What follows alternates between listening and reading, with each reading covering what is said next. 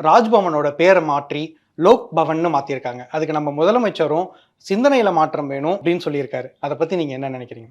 நம்முடைய முதலமைச்சர் சொல்லியிருப்பது மிகச்சரியான ஒரு வார்த்தை. சிந்தனையில மாற்றம் இல்லாம அடையாள அரசியலை மட்டுமே செய்து கொண்டிருக்கிறது பிஜேபிங்கிறதுக்கு கூடுதலா ஒரு சாட்சி இந்த லோக் பவன் அப்படின்னு பேர் மாத்திருக்கிறது.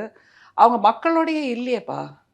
எந்த இடத்துலயும் மக்களோட நெருங்கியே இல்ல. மக்கள் விரோதமான ஒரு ஆட்சியை தான் குடுத்துட்டு இருக்காங்க. இங்க ராஜ்பவனோட இங்க இருக்கிற கிண்டியோட சண்டி குதிரைன்னு நான் எப்பவுமே சொல்லுவேன். அவர் என்னைக்காவது மக்களோட நெருங்கி இருந்திருக்காரா? அந்த கிண்டியில போய் பார்த்தீங்கன்னு வைங்களேன், அது வழியா தான் நான் தினமும் போவேன்.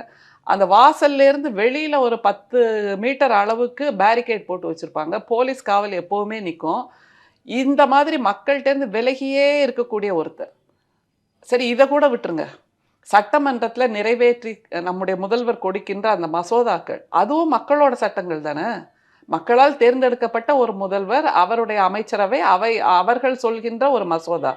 அதை ஒப்புதல் கொடுக்கறதுக்கோ, இல்ல மறுப்பு சொல்றதுக்கோ, இல்ல குடியரசுத் தலைவருக்கு அனுப்புறதுக்கோ கூட இவருக்கு வருஷக்கணக்கு ஆகுதுன்னா, அந்த மக்கள் விரோதமா தானே அவர் இருக்காரு. லோக் பவன்னு மாத்திக்கிறாரு.